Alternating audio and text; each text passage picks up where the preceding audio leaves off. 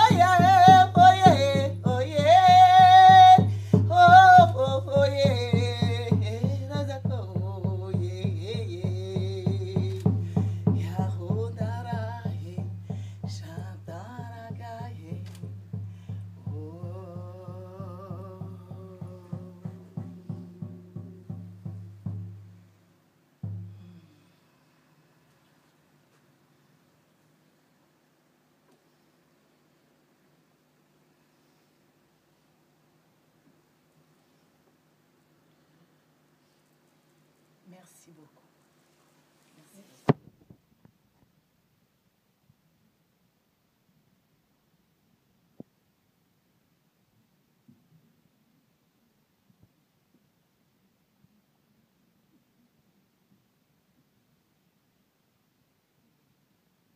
Nous avons parlé beaucoup d'esprit, de spiritualité. Il n'empêche que le rituel d'ouverture que nous venons de faire peut déjà nous montrer si nous sommes alignés ou désalignés. Les personnes qui sont alignées sont dans la décélération, nos stress. Et les personnes qui ne le sont pas peuvent regarder partout, se poser des questions et ne même pas oser accueillir ces esprits qui nous entourent. Je suis Joanne Razana Mahaï Chalère, originaire de Madagascar. Et aussi loin que je remonte dans mon enfance, j'ai toujours été très proche de mon côté chaman. Et je dis bien mon côté chaman parce que la présentation que je viens faire pourra vraiment vous éveiller des mémoires et vous ouvrir à des mondes magiques. Mais avant de commencer, je tiens à remercier Dr Luc Baudin pour cette invitation. Je suis honorée et de faire partie de ces conférenciers qui sont tous grandioses, des illustres personnages. Merci. Merci également à la femme de Luc Baudin qui est là. Je remercie également Bobola qui a préfacé un de mes livres, La chamane sauvage, parce que vraiment ça fait plaisir d'avoir un si grand homme vous lire et oser griffonner quelques gentils mots. Bien sûr, je remercie aussi le docteur Charbonnier, parce que j'ai écrit un livre également sur la mort qui s'intitule « La mort n'est jamais un accident » et qui nous inspire à nous éveiller à nos participations inconscientes, heureusement trop souvent, à la mort des gens, même des gens que nous ne connaissons pas. En fait, de nos actions peuvent sortir des énergies qui poussent à naître ou qui poussent à mourir. Et il serait vraiment grand temps que nous en prenions conscience, non pas pour nous culpabiliser, mais pour pouvoir faire mieux. Et si je remercie beaucoup de personnes encore, évidemment, je n'oublie pas mon cher époux, Dr Christian Talchaler, qui m'a accompagné, qui m'a beaucoup appris, qui m'a beaucoup nourri, et avec qui j'enseigne avec un immense plaisir un peu partout dans le monde. Et comme vous avez pu le voir ce matin à sa conférence, lorsque je le regarde faire la conférence, je l'écoute, j'ai l'impression que c'est toujours la première fois, que c'est un homme nouveau que j'ai là. C'est fascinant. Je dis, qu'est-ce qu'il est extraordinaire. Si c'était à refaire, je crois que... Alors donc, chamanisme sauvage, chaman sauvage, qu'est-ce que c'est exactement? En fait, ce sont des chamans qui osent tout simplement voyager dans le temps et dans les temps et l'espace pour amener des informations amener des outils de guérison qui n'ont pas été forcément explorés. Et en fait, nous avons tous un côté chaman sauvage. Mais le problème, c'est que nous sommes dans un monde de moules. On l'a suffisamment répété. Et dans le chamanisme également, la plupart du temps, malheureusement, ça devient un peu une prison.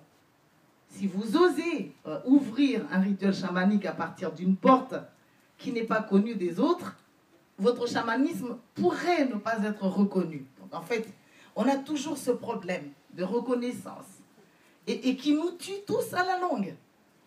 Et donc, la chamane sauvage que je suis, c'est tout simplement la chamane qui ose livrer au monde les enseignements de sagesse et les outils de guérison, chuchotés à mes oreilles, montrés à moi par toutes sortes d'esprits qui m'accompagnent. Mais avant de parler de ce que je vois, j'ai envie de vous dire que, en fait, ma vision de la réalité est que nous sommes tous accompagnés d'êtres fabuleux, incroyables. Et même dans cette salle, c'est avec une émotion que je regarde ce qui se passe là. Aussi bien en l'air qu'auprès de vous, ces êtres qui s'installent, qui sont là, qui sont nos ancêtres, qui sont les esprits de la nature, qui sont les guides spirituels, qui sont les anges, à gauche, à droite, au milieu, derrière, dont certains chantent, d'autres nous caressent la tête, d'autres nous endorment un peu quand on est un peu fatigué, en nous donnant la permission de nous reposer. Et ces êtres sont là, et plus des ancêtres qui se tiennent, toujours trop souvent, en cercle autour de nous, rappelant que nous n'avons pas été seulement noirs ou blancs, mais nous avons été de toutes les couleurs. Et nous serons encore de toutes les couleurs. Donc, la vision de mes ancêtres, les Gaulois, ou les Malgaches, on nous a appris ça à Madagascar, nos ancêtres les Gaulois, c'était drôle à l'époque, mais maintenant, c'est plus compréhensible. Eh bien, nos ancêtres sont là, ils sont multicolores, et c'est ça qui nous donne ce sentiment d'être en affinité plus avec certaines personnes, ou avec d'autres, avec certains peuples, ou avec d'autres, etc., etc. Depuis mon enfance, je fais des voyages hors du corps. Et je voyage toutes sortes de mondes. Et des mondes ici et des mondes d'ailleurs. D'ailleurs, c'était assez étonnant parce que dans mon village, il n'y avait que quelques cases. Et pourtant, quand je voyageais, j'étais plongée dans des mondes de lumière. Mais vraiment tellement intenses, immenses, que à se demander comment est-ce que ça puisse être possible. Mais contrairement à beaucoup de gens, comme je suis une chamane sauvage, dans les moments de sortie hors du corps, je n'ai jamais vu vraiment mon corps. Parce que j'étais réduite seulement à une conscience, comme une graine de conscience, un regard. Et ce regard ne s'occupe pas où est qui est quoi. Est-ce que je ne voyage pas. Je sors de mon corps dans un bien-être immense, dans une lumière intense. Et j'ai été toujours accompagnée, et peut-être ça pourrait répondre un peu aux questions des scientifiques de la journée. Parce que si j'étais accompagnée, tant que j'étais enfant, je n'osais jamais regarder des êtres que je sentais m'accompagner là. Parce que j'étais animée par un sentiment que si j'osais les regarder, j'allais me brûler. Parce que c'était un feu. C'était du feu. Donc je ne me suis pas retournée. Et plus tard, en grandissant, j'ai su pourquoi je n'osais pas regarder ces êtres de lumière qui sont perpétuellement avec nous et qui nous racontent sans jamais se fatiguer d'où nous venons et où nous allons. Des histoires fabuleuses qui, normalement, si nous écoutons, ne nous permettront jamais d'être malheureux, même pas une fraction de seconde. Parce que quand nous savons qui nous sommes, c'est tellement merveilleux que c'est fantastique. Et en grandissant, j'ai pu voir en fait que les êtres, les guides spirituels, les anges, les esprits de la nature, sachant notre niveau de conscience, nos âges,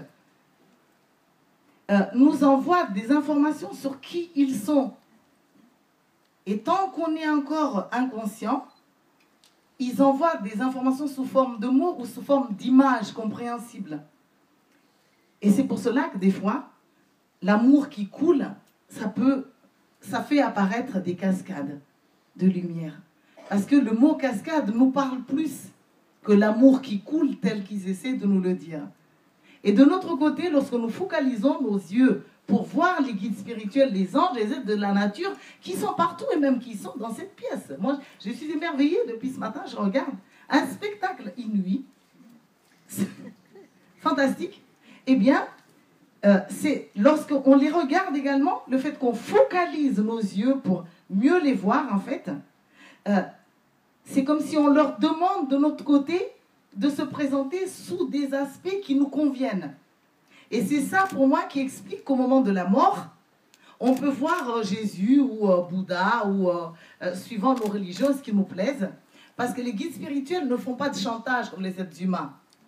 C'est qu'ils s'adaptent à ce que nous comprenons et nous permettent de grandir dans nos visions. Plus nous sommes grands, plus c'est fabuleux. Mais ils ne se disent pas, tant que tu ne vois rien, eh ben, je ne me montre pas. Hein? Ils nous laissent tranquillement grandir. Et ça, c'est absolument formidable. Lorsqu'on a donc, au moment, et quand on est, je vais vous présenter ma vision de la réalité.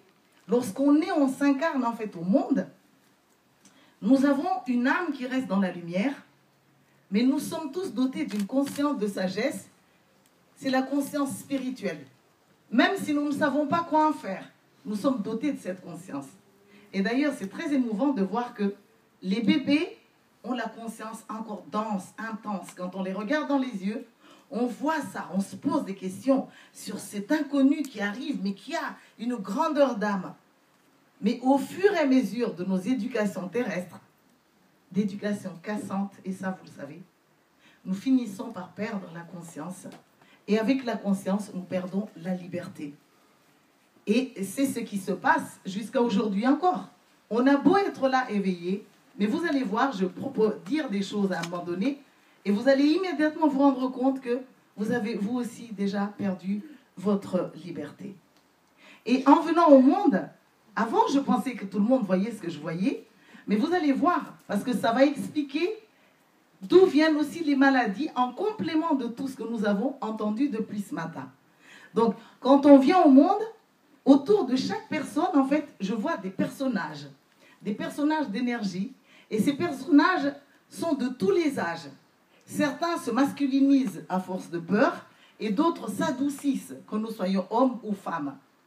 Et ces personnages, il y en a 4 premiers qui s'occupent des 4 corps qui forment en fait ce qu'on appelle la médecine holistique. On a donc le corps spirituel, le corps mental, le corps émotionnel et le corps physique. Et déjà là, dans ces 4 corps, si nous regardons bien aujourd'hui, nous voyons quand on parle de médecine holistique, qui est déjà holistique ou quoi, ou pas. Parce que médecine holistique signifie être dans sa totalité, respecter sa globalité. Or, je vais vous donner un exemple très précis qui nous montre combien nous sommes encore très loin d'être holistiques.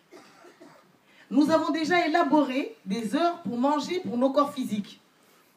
3 repas, par exemple, par jour. D'accord ? Mais à quelle heure est-ce qu'on se met à table pour le corps émotionnel ? Qui a l'idée de se mettre à table pour harmoniser les hémisphères cérébraux ? Et qui se donne un petit espace pour connecter le divin qui est en soi. Alors que ce sont des aliments, tout cela. Et tant que nous vivons de manière non respectueuse de nous-mêmes, nous sommes fatigués, alourdis, malades, parce que nous ne sommes pas alignés avec ce que nous devons vivre. Là, les 4 corps, encore, ça va, parce que la plupart des maladies que nous soignons, en fait, sont des maladies qui viennent des 4 corps. Mais ce que je veux vous présenter maintenant, vous allez voir, c'est absolument fascinant. Donc, dans mes yeux, devant mes yeux de chaman, médium, nous sommes composés de multiples facettes qui ont chacune, en fait, à expérimenter l'amour sous un angle, sous une facette. Le problème, c'est que nous méconnaissons ces personnages. Je suis, par exemple, chaman, mais je ne suis pas que chaman. Je suis aussi l'épouse de Tal. Je ne suis pas que l'épouse de Tal, je suis aussi la maman de mes enfants. Je ne suis pas que la maman de mes enfants, Je suis la sœur de mes frères et sœurs. Je ne suis pas que la sœur de mes frères et sœurs. Je suis aussi une femme d'affaires, aventurière, frère de l'humanité, etc. Et ce que je vois de mes yeux qui est à l'origine de la maladie, c'est en fait la méconnaissance de ces personnages qui induit l'ignorance de la souffrance de celui à qui on laisse trop prendre la place ou de celui à qui on ne donne pas de place du tout, du tout. Et la maladie du personnage, il ne faut pas le mettre comme ma maladie, moi, Joanne, comme un bloc de personnes, je crée la maladie. Lequel de mes personnages crée en fait la maladie que je vais faire? Est-ce que c'est le chaman? Or, la plupart du temps, vous savez, tant que moi, que si je tombe malade, je fais un cancer, il va y avoir la réflexion du style, mais je croyais qu'elle était chamane. Si elle était chamane et clairvoyante que ça, pourquoi est-ce qu'elle aurait fait cette maladie? Et si ma maladie, par exemple, serait un cancer de l'utérus, déjà le cancer indique un personnage. Il y a de fortes chances que ça soit parce que je suis malheureuse en ménage ou parce que je suis malheureuse en tant que maman qui est à l'origine de ça, parce que l'utérus, non seulement ça passe, la sexualité passe par là, mais c'est aussi l'accouchement. Or, le problème, c'est que nous ne nous interrogeons pas ces questions du tout, du tout. Si je suis une bonne chamane et que vous m'écoutez comme chamane, la plupart des gens sont émerveillés seulement. Ils m'écrivent, ils me téléphonent. Mais je vous assure, mesdemoiselles, mesdames et messieurs, il n'y a jamais personne qui ose me poser la question, où est-ce que tu es malheureuse dans ta vie, Joanne? Dans quelle partie de toi est-ce que tu n'es pas encore nourrie? Et du coup, pour la maladie, on va répondre par rapport aux pollutions, à l'alimentation, par rapport aux peurs. Mais on ne va pas du tout s'occuper de ces personnages dont nous sommes tous porteurs. Et c'est ça le drame. Eh bien, lorsqu'on voit ces personnages, on découvre également pour moi que on n'a pas un seul temps. Chaque personnage a son temps, sa durée d'incarnation. Si tous les personnages que j'ai baptisés avec Tal, les SPPA ou sous-personnalités psychoactives, vous allez trouver un livre à l'extérieur sur ça, sur ces personnages intérieurs. Chacun de personnages, en fait, a un âge précis. Si vous me voyez très grande dans ma chamane, qu'est-ce que vous savez de l'enfance que j'ai vécue? Eh bien, cette question aboutit naturellement à: et si je cherche toujours à refaire mon enfance, même jusqu'à aujourd'hui? Et cette interrogation aboutit à: qui parmi les êtres que je rencontre au monde va me tendre les mains pour que je puisse faire mon enfance? Parce qu'ils sont déjà meilleurs parents que mes propres parents. Au lieu de cela, dès que je suis malade, on va me proposer des thérapies. Et si tu faisais du yoga? Et si tu faisais du reiki? Et si tu vas voir dans ta vie intérieure, tes vies intérieures, ton karma? Et si on regardait ton aura? Pour moi, à mes yeux, la dernière phase, et c'est la phase d'amour, c'est de nous arrêter tous devant chaque personne pour voir: est-ce que tu es heureux en ménage? Comment ça se passe avec ta sœur? Qu'est-ce que tu vis dans ta vie professionnelle? Où est-ce que je peux t'aider dans ces personnages de toi que je vois? Et de mon enfance, je vois autour de la tête de chaque personne. Quand je vous regarde, je vois vraiment là où vous êtes en manque. Je vois des femmes, par exemple, qui ont vieilli avant l'âge, qui n'ont jamais été des adolescentes. Et du coup, les côtés adolescents brandissent des drapeaux blancs du style « Au secours, au secours ». Qui veut bien me voir pour que je puisse refaire mon enfance, mon adolescence? Je vois des hommes qui n'ont jamais passé le cap d'être des séducteurs, comme un Italien ou un enfant qui a 14 ans dans les îles, où on sent encore qu'on est beau gosse. Et on n'a que des... Surtout en Occident, c'est catastrophique. Il n'y a que des hommes qui n'ont qu'une hâte, c'est d'avoir l'air intelligent et sage. Et à force d'avoir l'air intelligent et sage, vous avez bien réussi, monsieur. Mais le problème, c'est que vous êtes en train de mourir. J'ai noté dans ces personnages, ces SPPA que je vois, que le cancer, par exemple, de la prostate, c'est souvent lié au côté séducteur d'un homme qui a renoncé à sa vie de séducteur. Séducteur ne signifie pas « je veux coucher avec tout le monde ». Séducteur signifie que quand je me lève, je me sens beau. Et quand je me lève et que je me sens beau, si ma femme, elle est consciente, elle va me regarder avec admiration. Si elle est consciente qu'elle n'est pas seulement que ma femme, elle est aussi porteuse d'une facette qui s'appelle un parent. Et en nous, mesdames, il y a ce côté parent qui est souvent démissionné. Et ce côté parent devrait nous pousser à nous dire, mais qu'est-ce que mon mari a vécu en fait enfant? Est-ce qu'il a été gros, boutonneux, complexé? Si bien que ce n'est qu'aujourd'hui qu'il n'est pas loin de la mort, on va dire, qu'il a besoin d'encouragement. Eh ben, nous parlons d'amour toute la journée. Mais rares sont les personnes qui osent libérer l'autre ou l'accompagner sur ce genre de chemin. Vous voyez votre mari mourant. Amenez-le dans un endroit où on peut au moins l'applaudir, qui danse sur une plage, qu'on puisse regarder les yeux brillants. Que même des femmes puissent lui dire « Waouh, c'était beau !» Sans immédiatement amener votre côté épouse de ce monsieur qui va se contrôler immédiatement.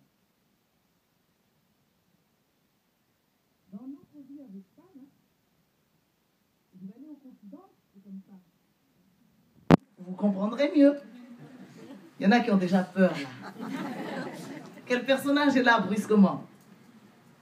Parce qu'au moment où j'ai dit ça, dans la salle, il y a des gens par exemple qui ont décidé qu'ils sont les parents de Tal, mais pas mes parents à moi.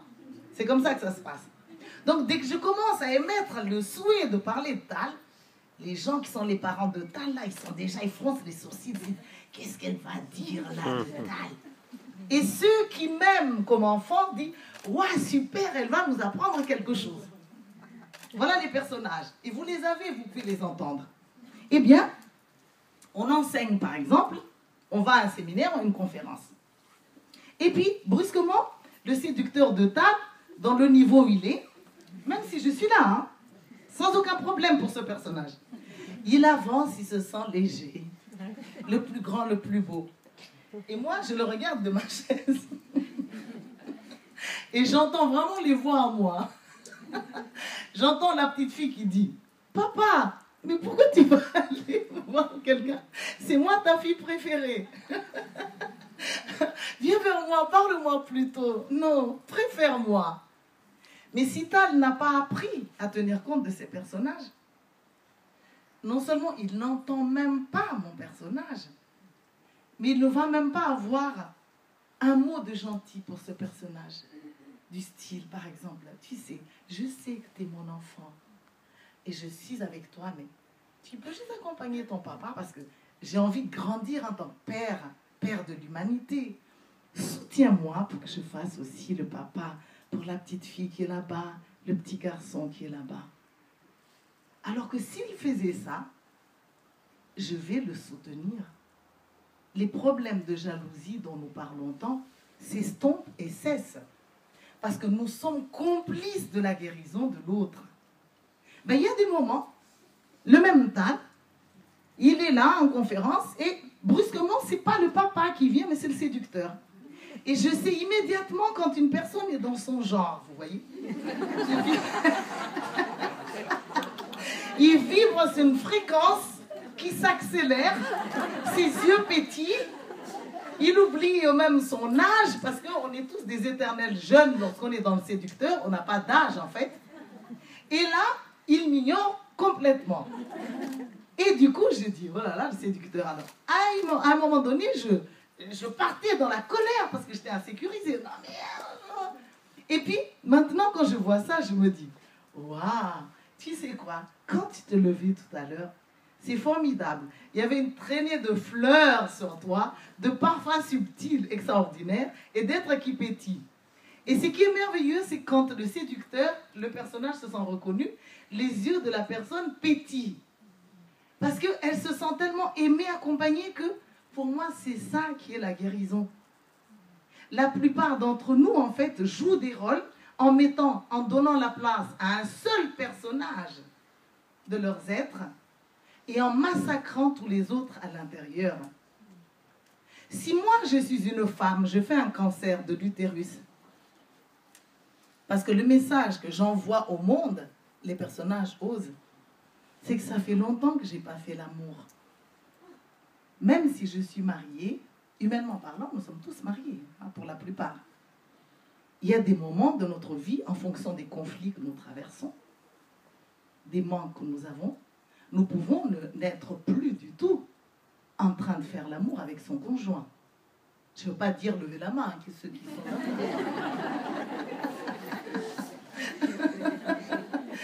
Et donc, mon utérus, c'est quoi en fait sa révélation à l'humanité? Au secours, au secours! Ça ne marche plus dans ma vie de couple. Qui veut m'aider? Qui veut m'écouter au moins une fois? Qui veut m'ouvrir la porte de ma femme pour que je puisse parler seulement d'elle sans avoir peur et sans être immédiatement jugée? Eh bien, tant qu'on n'écoute pas le message de ce personnage, qu'est-ce que je fais? Je vais aller faire des thérapies. Ah, je vais manger des graines germées. On dit des graines germées. Je mange des graines germées, mais mon organisme, les 4 corps vont être gonflés d'énergie. Mais gonflés d'énergie, bah, plus que jamais, j'aurais envie de faire l'amour. Mais si le problème de mes personnages n'est toujours pas réglé, vous imaginez, vous avez de l'énergie, mais comme l'énergie n'est pas consommée, ça va de nouveau s'écrouler comme un flanc, hein, n'est-ce pas? Donc, ce que je veux, ce n'est peut-être pas une thérapie, mais des présences humaines, de la chaleur, de l'amitié. Je suis une fille, mes parents ont cherché à avoir un garçon en premier. Et le premier enfant, c'est une fille. Le deuxième enfant, c'est une fille. Le troisième enfant, qui est moi, c'est une fille. Donc, et le quatrième était seulement un garçon.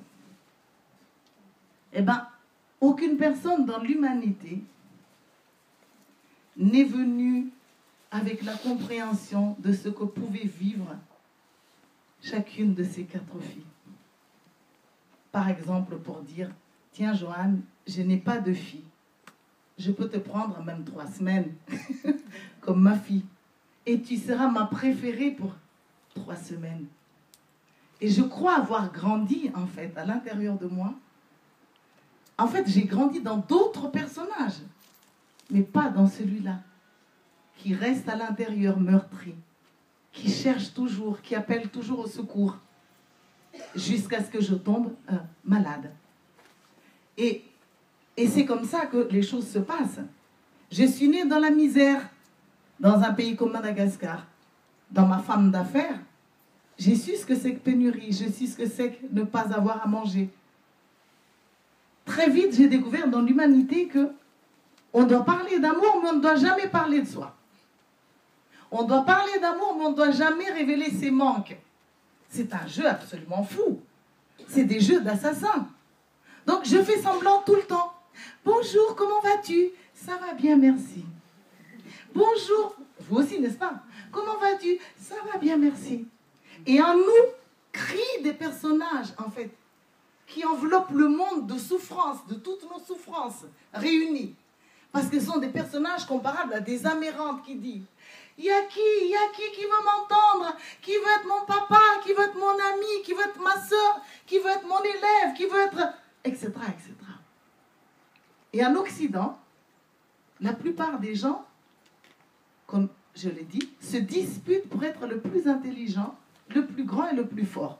Alors, non seulement les hommes occupent la place des plus intelligents, les plus sages, mais entre femmes, on occupe également la place un peu en dessous, et ça donne des femmes qui se talonnent même, qui se mettent en compétition de qui va être plus proche des hommes, plus reconnu parmi les hommes, plus reconnu dans le rationnel, etc., etc. Et nous parlons d'amour, mais nous ne vivons pas l'amour. Et donc, pour moi, un des personnages dont nous sommes porteurs, c'est un personnage de chaman. C'est un personnage de guérisseur. Parce qu'avec notre intelligence divine, on a su qu'en venant s'incarner sur une planète Terre, une planète école, nous allons devoir avoir un guérisseur à l'intérieur de nous pour nous secourir et pour secourir le monde. Mais la plupart du temps, on n'est pas responsable et on oublie ce personnage de chaman qui peut guérir, qui peut récolter des outils de guérison. Donc il y a des gens qui se tuent en fait, qui se rendent malades en refusant leur côté guérisseur. Comment est-ce que je sais que vous êtes guérisseur? Je vais vous donner des exemples simples. La plupart du temps, lorsque vous voyez quelqu'un qui va mal là, dehors, ou quelqu'un qui parle trop, ou quelqu'un qui ne parle pas assez, ou quelqu'un qui n'a plus d'énergie, on voit ça, quelqu'un qui est méchant, n'est-ce pas? Quelqu'un qui va mal. Combien de fois on dit, oh, j'ai vu un tel, mais il avait l'air si malade. Eh bien, le personnage qui a vu un tel si malade, c'est votre chaman.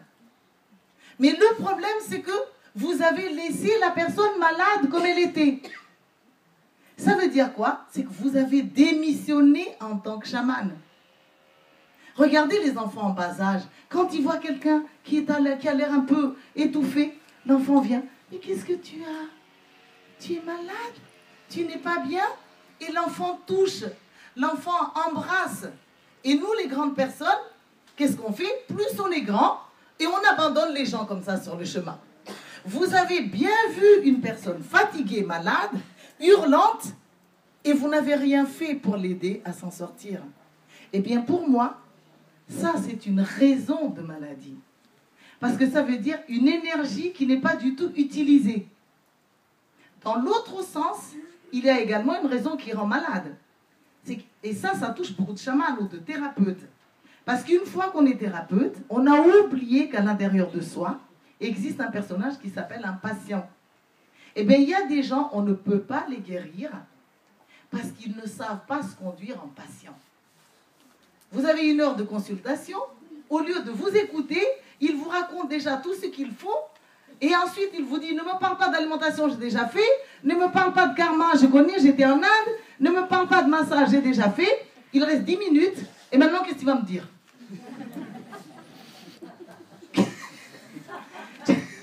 Je ne sais pas où vous allez passer la guérison avec cela.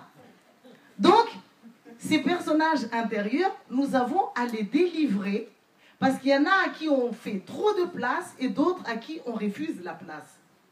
Alors, si vous voulez m'entendre vraiment, la question en fait que je vous pose aujourd'hui, pour comprendre nos vieillissements et nos maladies, dans quel personnage, en fait, selon vous, vous êtes malade?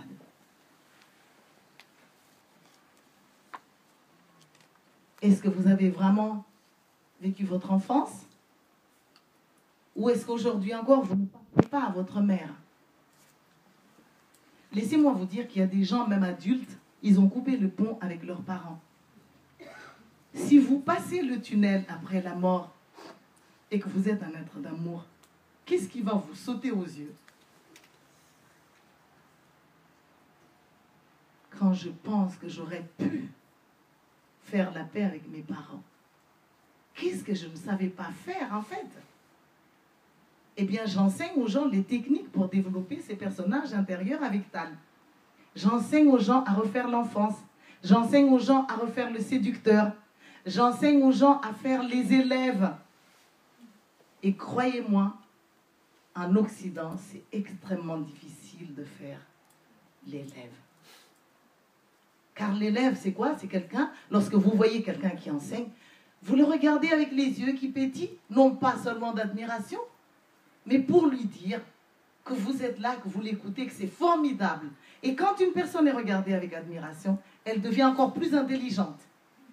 Mais lorsque quelqu'un commence à ouvrir la bouche et que vous déprimez d'avance, vous n'écoutez pas, la personne est malade. Et une personne qui est malade, qui se promène dans le monde, c'est une personne en fait qui envoie une vibration négative de maladie.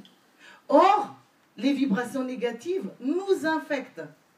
Pourquoi? Parce que nous sommes un seul et même corps. Vous êtes moi, je suis vous. Vous avez oublié peut-être parce qu'on s'est durci, mais vous pouvez vous souvenir que nous sommes famille, nous sommes une grande famille. Ce qui me touche vous percute. Ce que vous vivez m'affecte. Et on l'a dit ce matin, guérir ensemble. Mais on ne sait pas encore que guérir ensemble, c'est tenir compte de chaque personne. S'interroger sur qui vous êtes, d'où vous venez. Se poser la question, qu'est-ce que je peux bien apporter à cette personne? Alors moi, si vous me demandez là, la plupart du temps, lorsque je décris ces personnages que je vois, on me demande, qu'est-ce qui est malade chez moi, Joanne? Le problème, c'est qu'il faut aussi que vous assumez le personnage malade que je vous montre. Parce que accueillir un personnage, ça veut dire accoucher d'un personnage. Si je vous dis, tu as un côté terriblement jaloux, parce que tu ne t'es pas entendu avec ton frère, qu'est-ce que vous allez en faire dans un couloir? Et le problème, c'est que ces personnages ont besoin de guérison. La guérison chamanique concerne les 4 corps, les énergies. Parce que quand je chante, je danse, je tape des mains, j'invoque les esprits, j'amène de l'énergie à la personne, je vais chercher les bouts d'âme pour la guérir. Les bouts d'âme, c'est quoi? Ce sont les personnages qui sont mourants et qui sont négligés. Or, il y en a qui sont bloqués même dans des vies passées. Vous croyez que vous êtes complet, mais en fait, on n'est pas complet. C'est aussi ça qui explique pourquoi nous ne sommes pas réunis dans notre totalité comme cela. Et d'ailleurs, j'attire votre attention. Il y a des gens, à cause de ces personnages à qui ils ne font pas la place, c'est comme s'ils ont déjà commencé à mourir sur pied. Il y en a qui sont morts parce qu'il manque un personnage. Il y en a qui sont morts parce qu'il manque beaucoup de personnages. Et le propre des personnages, en fait, c'est que quand ils sont meurtris, négligés, oubliés, ils ont envie d'assassiner tout ce qui leur fait de l'ombre. Et c'est comme ça que même dans une même famille, si papa prend trop de place tout le temps, eh bien, l'enfant de papa mijote à l'intérieur et dit, en fait, je me rends vraiment compte que tant que papa est vivant, je ne pourrai jamais exister. Donc, l'enfant va émettre de la négativité vers son père pour que celui-ci meure le plus tôt possible. Parce qu'au fond de nous-mêmes, nous savons que nous sommes immortels. Nous sommes chamans, Tal et moi, tous les deux. Il y a des moments, à des endroits précis, nous sommes chamans. Mais il y a des moments, lorsqu'on se retrouve le soir et qu'on se conduit toujours comme chaman, l'un avec l'autre, en fait, on est déjà en train de s'entretuer. On est déjà en train de s'effacer. Parce que notre vie ne sert pas seulement à être ce chaman. Notre vie sert aussi à être un enfant. À quel moment est-ce que Tal va faire l'enfant et moi je fais le parent pour le soutenir? À quel moment est-ce qu'il va faire le séducteur et je vais faire le parent pour le soutenir? Et à quel moment ce sera mon tour? À quel moment est-ce que Tal va jouer à être mon élève et me laisser enseigner sans m'interrompre, en m'écoutant, avec un immense respect et beaucoup d'amour? Laissez-moi vous dire, hein, beaucoup de couples le savent ici. Couple de thérapeutes, couple d'enseignants. Même si votre mari, votre femme est savante, lorsque c'est toujours le même qui prend la place, tout le temps, laissez-moi vous dire que la prochaine fois qu'il va prendre la place, vous allez baisser les yeux d'un air dégoûté, ou vous allez envoyer des formes pensées du style « ça recommence ». Et ce « ça recommence », prenons en conscience, qu'est-ce que ça veut dire? Ça veut dire, je souffre tellement avec toi que j'aimerais que tu meurs. Et pourquoi est-ce qu'on va vendre seulement des thérapies, dites-moi, sans oser aller à la rencontre de ces personnages? Et si on parle d'amour, c'est aussi l'amour de ces personnages. Je vais sortir prochainement un livre qui s'intitule « Les missions de nos personnages ». Un personnage à moi a la mission d'être un enfant. Il va réaliser son enfance. Il veut être respecté, embrassé, aimé. Le problème, mesdames, mesdemoiselles, messieurs, c'est que dans ce personnage, par exemple, d'enfant, si je ne suis pas guérie, un jour, je vais rencontrer quelqu'un que je crois que c'est mon âme sœur. Je vais rencontrer un homme et je vais dire, voilà, c'est le coup de foudre, je sais ce que j'aime chez cet homme, je le veux comme amant, je veux me marier. En fait, ce qui se passe, c'est mon enfant qui a reconnu dans la vibration de cet homme la vibration parentale qu'il me faut pour grandir. Et ce personnage avait tout simplement « Papa !» Et ça donne des couples qui marchent bien pendant les 3-6 premiers mois et ensuite qui se lassent vite parce qu'ils ne sont pas du tout, ils ne s'entendent pas en tant qu'amant et amante. Et c'est à partir de là que les maladies vont commencer à se faire. Mais comme vous êtes assis depuis un petit moment, je vais vous proposer de faire un petit exercice qui est très simple. On dit du Bouddha qu'il a fait le lion. Et on dit en chamanisme que on mime les animaux de pouvoir pour pouvoir leur montrer qu'on les aime. Alors, vous êtes fraternels, n'est-ce pas? On n'a pas arrêté de dire ça toute la journée. Alors, je vous invite à vous lever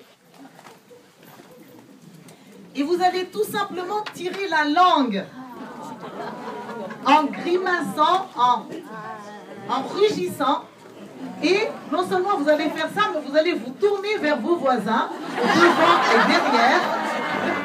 Allons-y.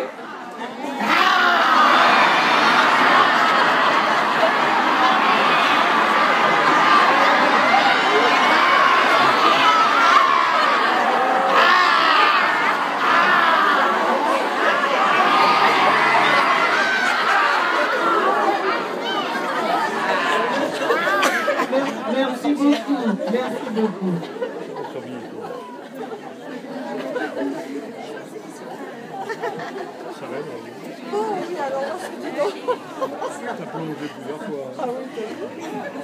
Ce que je vous amène là, la plupart du temps, ça fascine les gens. Il y a des vidéos, il y a de tout sur YouTube qui parlent de cela. Mais on a tendance à négliger en fait la maladie déclarée par ces personnages. Un jour, nous avons été invités à faire une conférence sur la naturopathie et nous avons été accueillis, Tal et moi, par un garçon qui était non seulement bien costaud, mais qui marchait les pieds nus avec les ongles incarnés et qui nous amenait une assiette pour nous accueillir. Et dans l'assiette, il y avait des tranches de saucisson, il y avait des chips, il y avait tout sauf ce que préconise sa mère. Voyant ce spectacle, la mère, je m'adresse vraiment aux thérapeutes et chamans dans cette histoire parce que c'est vraiment très émouvant. La maman, voyant son fils faire ça, a baissé les yeux. Elle avait une immense honte. À ce moment-là précis, en fait, elle aurait voulu ne pas avoir de fils. Mais le problème, c'est que dans son côté maman, elle aime son fils. Mais dans son côté naturopathe, parce qu'elle était naturopathe, elle avait honte de son fils. Et son fils voulait montrer au monde entier sa haine contre le côté naturopathe de sa maman, non pas contre le côté maman de sa maman. Il criait, regardez, hein, elle se prend pour naturopathe. Elle veut dire à tout le monde qu'elle peut guérir avec sa naturopathie. Or, moi, son fils, je suis gros, j'ai les ongles incarnés. Elle n'est même pas capable de me guérir. Combien parmi nous, mesdames et messieurs, sont thérapeutes et qui ne guérissent pas sa femme, son enfant, son frère, son père, sa mère? Est-ce que vous ne trouvez pas que c'est une question importante, cela? Eh bien, ce qui se passe, en fait, si votre fils a un côté sage que vous n'avez jamais su écouter, par exemple, sa façon de se venger est de vous saboter dans l'un ou l'autre de vos personnages. Regardez, j'ai vu énormément de savants étudier l'histoire qui ont découvert comment guérir le cancer partout dans le monde entier. Il y a quelques noms dont je ne vais pas citer. Eh bien, si vous relisez bien l'histoire, la plupart des conjoints de ces gens sont morts de la maladie qu'ils guérissent. Vous ne trouvez pas, un, que ça fait mal au cœur, deux, et que ça fait honte. Qu'est-ce qui s'est passé exactement? Ben, il y a le partage de territoire, le partage de pouvoir. Ce n'est pas possible que l'un seulement brille tout le temps dans un couple ou dans une famille et que les autres ne peuvent jamais le faire. C'est un empoisonnement pour la personne qui brille tout le temps et c'est un empoisonnement pour la personne qui refuse de prendre sa place. Et ce n'est pas les thérapies qui vont guérir cela. Une des choses qui m'a éveillée à voir ces personnages que je vois autour de la tête de chaque personne depuis mon enfance, c'est que j'ai toujours vu des grands chamans magnifiques et merveilleux qui guérissaient des tas de choses incroyables. Vieillir, mourir. Et je me dis, comment se fait-il? Aujourd'hui encore, je suis dans une société moderne où on dit des tas de choses, tout le monde a compris quelque chose. Tout le monde vend quelque chose de fabuleux. Quand on écoute avec les oreilles, c'est fantastique. Et pourtant, nous continuons à vieillir et nous continuons à mourir. Qu'est-ce que nous n'avons pas vraiment intégré en fait? Eh bien, dans ces personnages intérieurs, certains doivent faire se réaliser seuls avec leur mission précise. Par exemple, dans ma mission d'enfant, je dois me réaliser, je dois parvenir à refaire mon enfance avant de quitter la planète Terre.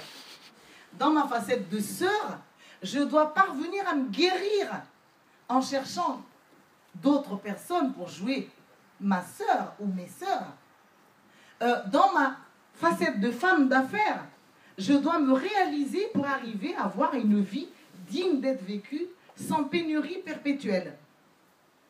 Mais dans ma facette d'épouse, que je sois hétéro ou que je sois lesbienne ou que je sois homo, c'est au-delà de ça.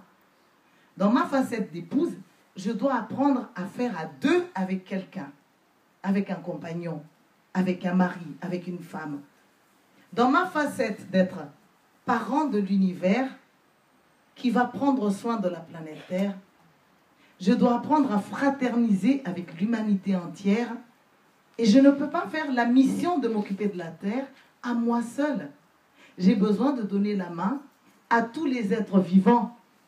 J'ai besoin de pouvoir toucher tous les cœurs, toucher tous les foyers. Eh bien, le problème, c'est qu'il y a des gens qui réussissent déjà très bien les missions qu'ils doivent faire seuls, mais qui ne réussissent, qui n'ont même pas encore commencé les missions qu'ils doivent faire en collectif avec l'humanité. Les missions en collectif, ça peut être de nous donner la main pour guérir la terre, pour guérir le ciel. Car la vision que la terre est notre mère, notre grand-mère, que le ciel est notre père, notre grand-père, c'est juste, mais ce n'est pas complet. À vrai dire, la terre, c'est aussi comparable à notre enfant. Et nous avons à prendre soin de ce côté enfant, sans lui déverser des poisons, ni avec ce que nous mangeons, ni avec nos médicaments, ni même avec les médicaments qui nous soignent avant que nous mourons et qui seront enterrés avec nous dans la terre. Prendre conscience de la terre, c'est arrêter de l'empoisonner. Fraterniser avec le monde, c'est se dire, par exemple, chaque matin, quand je me lève, au cas où j'ai des tensions émotionnelles en moi, des souffrances de mes personnages, je ne veux plus infecter les enfants de la terre. Je ne veux plus faire partie de ceux qui créent des guerres. Je vais lâcher mes tensions émotionnelles pour que je sorte de cette pièce épurée des tensions, heureux, joyeux. Combien parmi nous pensent qu'il peut être à l'origine de ces guerres de la Syrie? Nous sommes ici. La guerre éclate à l'autre bout du monde.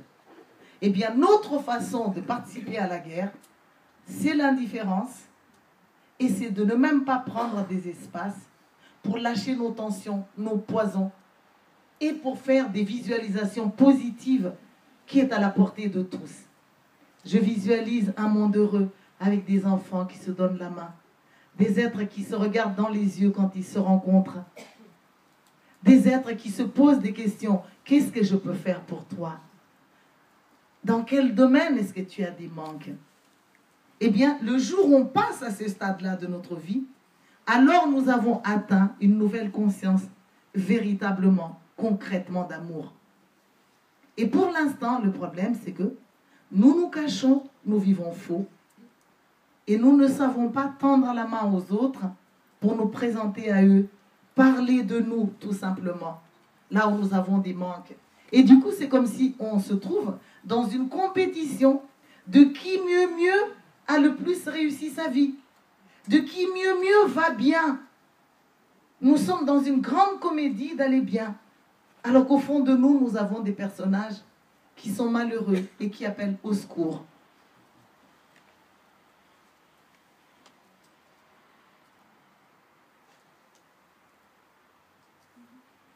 Avant de vous proposer un exercice, j'ouvre un petit espace aux questions pour bien vérifier si vous avez compris en fait l'importance de ce que je vous amène là. Parce qu'il y a des chamans, ils sont chamans 24 heures sur 24. Or, ce sont des pères invivables auprès de ces enfants. Je connais des chamans qui ont des enfants qui se sont suicidés. Je connais des chamans qui sont chamans fantastiques devant le monde entier, mais ils sont incapables de vivre avec une conjointe ou un conjoint parce qu'ils sont invivables. Je connais des thérapeutes grandioses, des conférenciers magnifiques, mais quand le séducteur n'a pas vécu sa vie, au moment où ils sont dans la salle comme ça, qu'est-ce qu'ils font? Ils font ce que j'appelle du repérage. Voyons voir avec qui je passais la nuit ce soir, peut-être celle-là.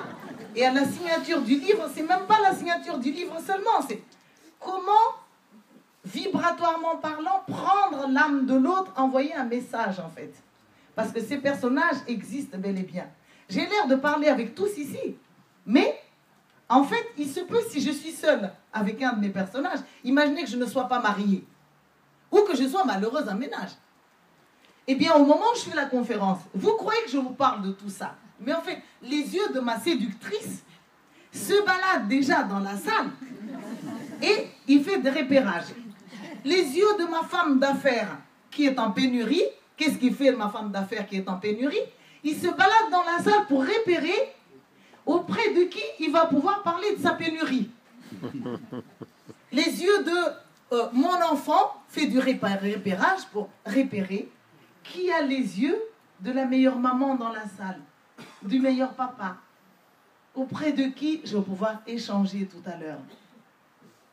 Et le problème, c'est que si les gens savaient cela, au lieu de fuir, parce que nous le savons, combien de maris disent de leur femme, j'en ai marre de ma femme, je vais la quitter parce que elle se prend pour mon enfant. Eh bien moi, j'ai une bonne nouvelle pour vous.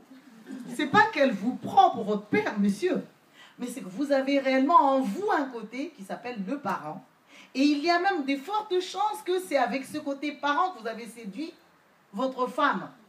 Et le problème, c'est qu'une fois que vous êtes nourri avant l'autre, vous voulez changer de contrat, sans en parler. C'est ça le problème. Donc, dans ce langage que j'amène, s'il vous plaît, si c'est important, les thérapies, c'est très important les thérapies, essayez de voir vos personnages qui sont mal nourris, réveillez votre côté chaman, parce que vous en avez besoin, et le monde a besoin de vous.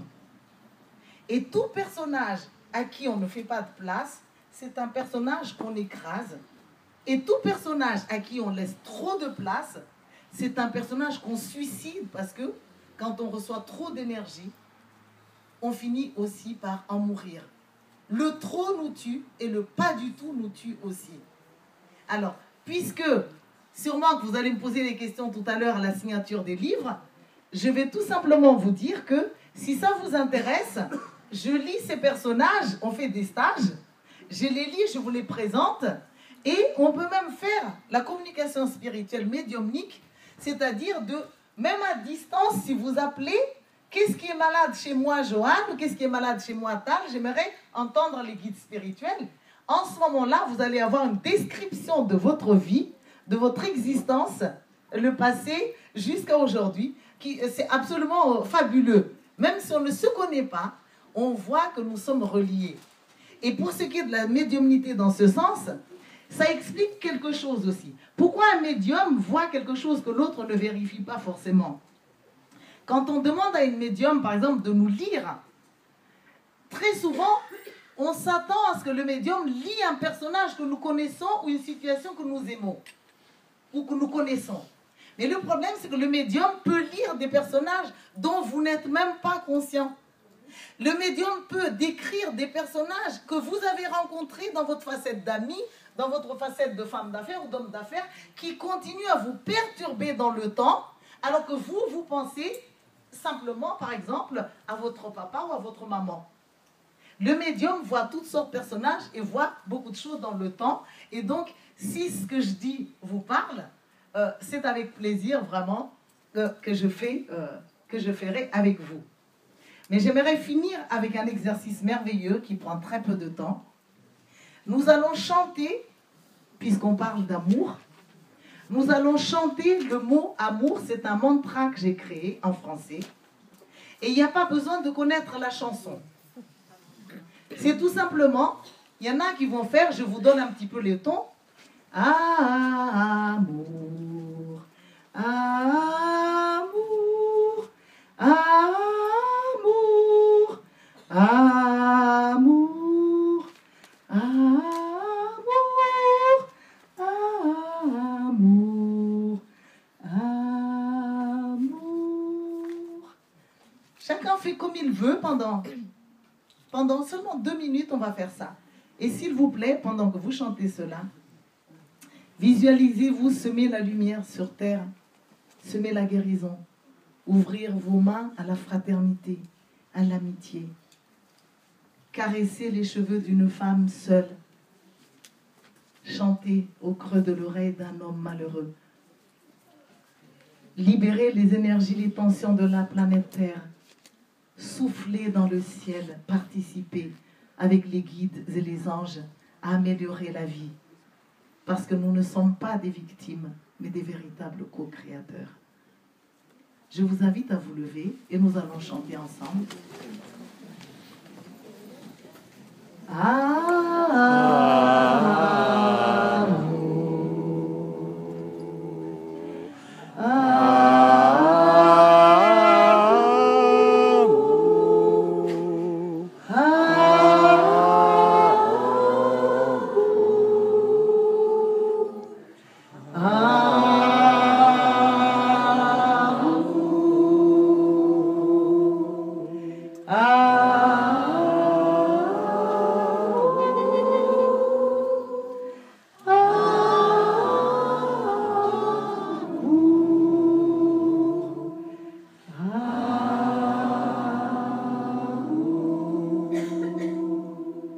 Je vous invite à chanter plus haut en ayant confiance en vous, sans avoir peur du tout, du tout.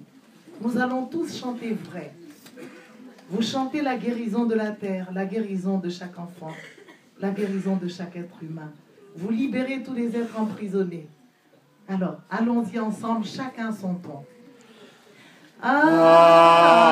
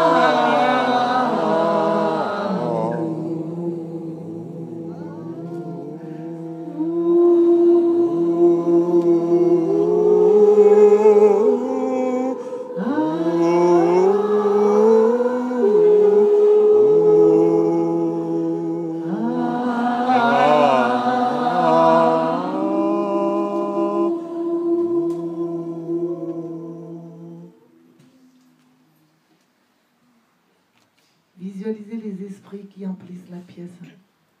Ces esprits qui sont là, qui nous rappellent tout simplement combien nous sommes frères et sœurs. Nous faisons partie d'une seule et même famille. Ces esprits qui nous rappellent que ce n'est pas une clé de plus dont nous avons besoin. Ce n'est pas une compréhension de quelque chose de plus.